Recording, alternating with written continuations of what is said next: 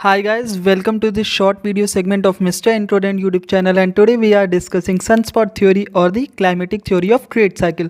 बहुत ही छोटी सी थ्योरी है, इसको हम लोग फटाफट देख लेते हैं। You can see the riding on the pavement.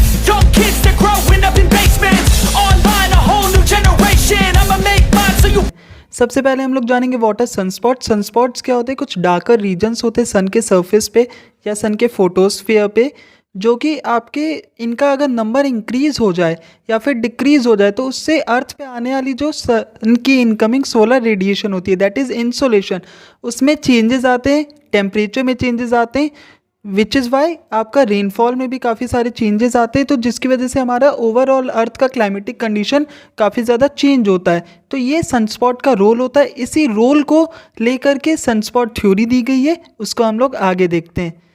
Now what is sunspot theory या फिर climatic theory of trade cycle? It is the oldest theory of trade cycle. It was given by W.S. Jevons। ठीक, Stanley जेवॉन्स ने ये theory दी थी।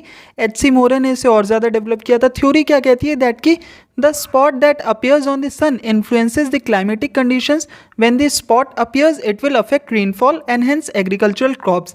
ठीक, जब ज़्यादा sunspots आते हैं तो उससे क्या होता है, रेनफॉल कम होती है, जिसकी वजह से आपके जो एग्रीकल्चरल क्रॉप्स होते हैं या जो आपका हार्वेस्ट होता है वो ख़राब हो जाता है, तो प्रोडक्शन कम हो गया। अब किसी भी इकोनॉमी के लिए उस टाइम पे इकोनॉमिक राइटर्स के accordingly agriculture was very important. अगर एग्रीकल्चरल प्रोड्यूस नहीं हुआ या क्रॉप फेलियर हो गया तो उसकी वजह से एक तरीके से इकोनॉमी में डिप्रेशन आ जाता है, सप्लाई नहीं हो पाती है, लेसर एम्प्लॉयमेंट होता है और बहुत सारी चीज़ें ख़राब होती रहती हैं, ठीक, होती चली जाती है।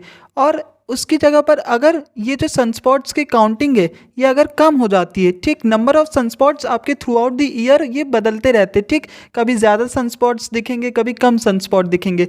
तो जब ज़्यादा सनस्पॉट्स दिखते हैं हमें पता है रेनफॉल कम होती है और उसकी वजह से एग्रीकल्चरल क्रॉप फेलियर हो जाता है और एक तरीके से डिप्रेशन आता है, ठीक। लेकिन जब कम सनस्पॉट्स होंगे तो अच्छी रेनफॉल होगी, अच्छा आपका एक प्रॉस्पेरिटी वाला फेज आ जाएगा, ज़्यादा एम्प्लॉयमेंट होगा, ज़्यादा एग्रीकल्चरल प्रोड्यूस होगा, तो इकोनॉमी अच्छे से ग्रो कर रही होगी। तो इसी को लेकर के जो आपके इकोनॉमिक थिंकर्स थे उन्होंने क्या बोला, दैट कि सनस्पॉट्स की जो काउंटिंग है वो किसी ना किसी तरीके से आपके ट्रेड साइकिल को कंट्रोल करती है। जब ज़्यादा सनस्पॉट्स होते हैं तो एक तरीके से डिप्रेशन आता है इकोनॉमी में, और डिप्रेशन के बाद जब सनस्पॉट्स की काउंटिंग कम हो जाती है तो आपका इकोनॉमी में क्या आता है, प्रॉस्पेरिटी। तो इस तरीके से एक ट्रेड साइकिल बन जाती है जहाँ पर डिप्रेशन के बाद में प्रॉस्पेरिटी आती है। नेक्स्ट हम लोग देखेंगे, इसका थोड़ा सा एक क्रिटिसिज्म भी है, दैट कि this theory is not accepted today. क्यों? क्योंकि trade cycle is a very complex phenomena और उसको केवल क्लाइमेटिक कंडीशंस के साथ अगर आप एसोसिएट करके ये बता देते हो दैट कि यार एग्रीकल्चर अगर अच्छा होगा, सिर्फ एग्रीकल्चर ही इकोनॉमी के लिए बहुत ज़्यादा इंपॉर्टेंट नहीं होता है। ऑल्दो एग्रीकल्चर इज़ इंपॉर्टेंट, लेकिन जो आपकी इंडस्ट्रियलाइज्ड कंट्रीज़ है उनका तो मेन जो होता है वो ट्रेड होता है, इंडस्ट्रीज़ होती है, जो टर्शियरी या सेकेंडरी सेक्टर होता है उससे ज़्यादा इनका इकोनॉमिक जो भी एक्टिविटी हो रही है इससे रिलेटेड ज़्यादा होती है। एग्रीकल्चर पे ये इतने नहीं डिपेंडेंट है।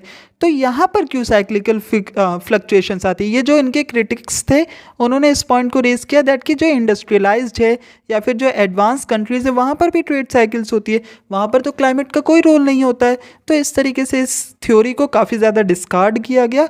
ये थी हमारी छोटी सी सनस्पॉट थ्योरी। अगर आपको इस टॉपिक के हैंड रिटन नोट्स चाहिए तो आप मेरे टेलीग्राम चैनल को सब्सक्राइब कर सकते हैं। अगर आपको कोई भी क्वेरीज हो तो आप टेलीग्राम ग्रुप पर मुझसे पूछ सकते हैं या फिर you can drop a comment in the comment section. So thank you for watching.